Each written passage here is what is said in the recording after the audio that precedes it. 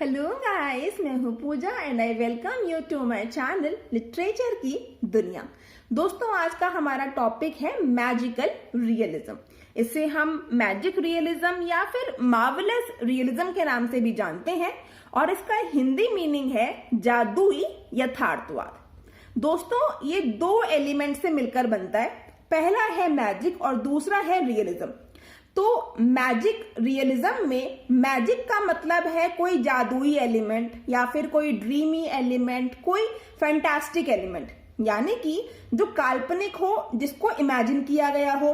और रियलिज्म का मतलब होता है वास्तविकता, यथार्थवाद, रियलिटी। फॉर एग्जाम्पल, सच्ची घटनाएं या फिर रियल फैक्ट्स। तो जब इन दोनों एलिमेंट्स को एक साथ कंबाइन करके किसी लिटरेरी वर्क में प्रेजेंट किया जाता है तो उसे कहते हैं मैजिकल रियलिज्म।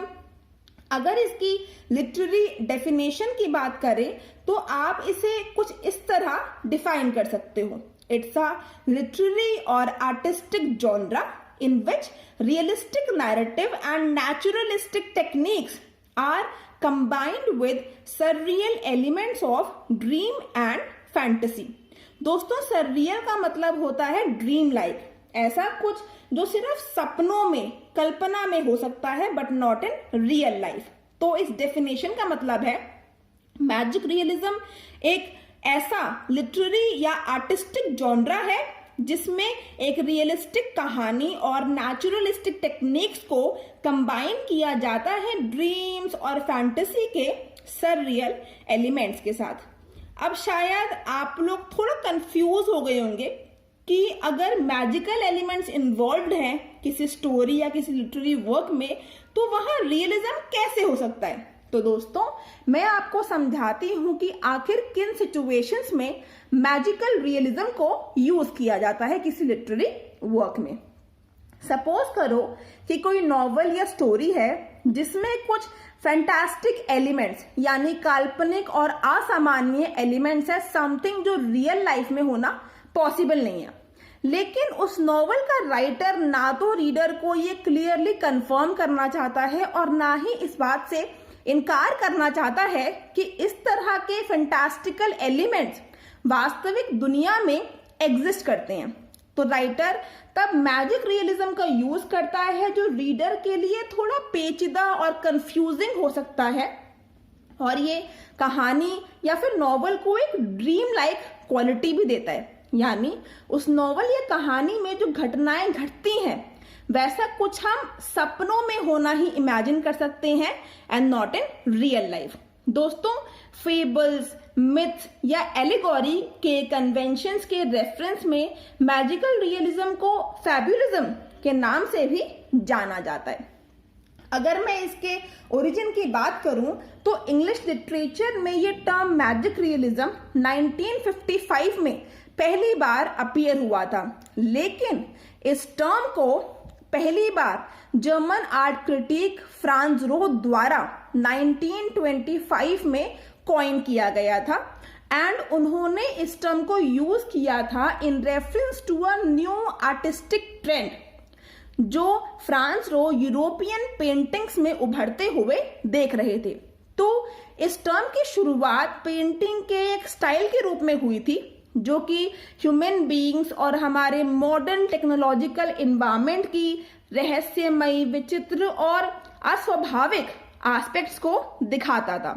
ये मैजिक रियलिज्म रैशनल या फिर जो हमारा नॉर्मल वर्ल्ड है इसके मैजिकल नेचर पर एम्फसाइज करता था, लेकिन लिटरेचर में इसका यूज कुछ अलग है क्योंकि लिटरेचर में इसे रियलिटी और फैंटेसी के एक ब्लेंड के रूप में प्रेजेंट किया जाता है। दोस्तों, लिटरेचर यानी साहित्य की फील्ड में मैजिकल रियलिज्म की शुरुआत लैटिन अमेरिकन ऑथर्स द्वारा की गई थी, इसीलिए magic realism is often associated with Latin American literature. तो अब हम बात करते हैं मैजिक रियलिज्म के कुछ मोस्ट प्रोमिनेंट राइटर्स की जिन्होंने अपने वर्क्स में इस लिटरेरी जॉनरा को यूज किया है। तो पहला नाम है गैब्रियल गार्सिया मार्केज का।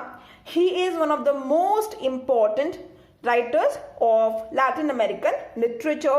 Then we have Miguel Angel Asturias, हॉर्हे लुइस बोर्गेस या Borges, Juan Rulfo, Romulo Gallegos, Isabel Allende. ये कुछ ऐसे राइटर्स हैं जो कि लैटिन अमेरिकन मैजिक रियलिज्म में काफी प्रोमिनेंट भूमिका निभाते हैं।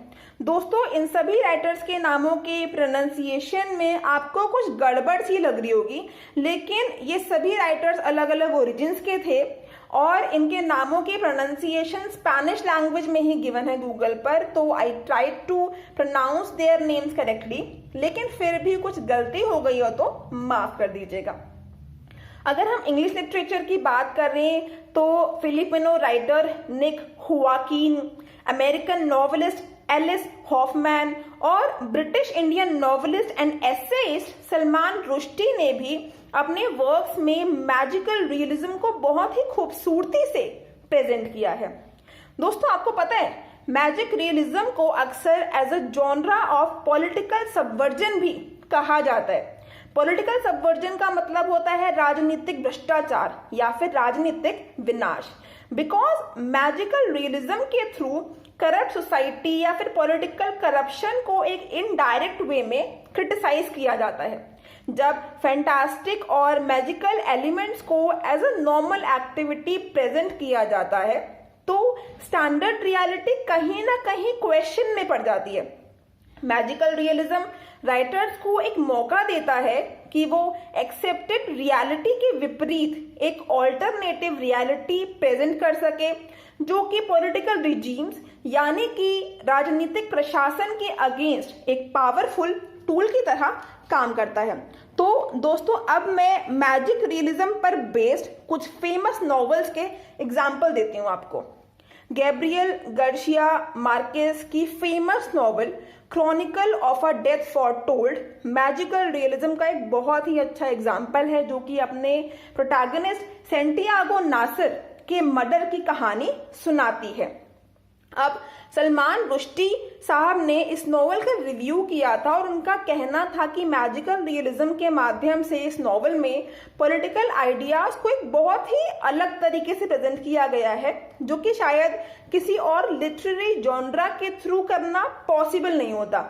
इस नॉवेल के अलावा 100 Years of Solitude and love in the time of cholera भी गैब्रियल गार्सिया मार्केस की कुछ बहुत ही फेमस नॉवेल्स हैं जो कि मैजिकल रियलिज्म पर बेस्ड है।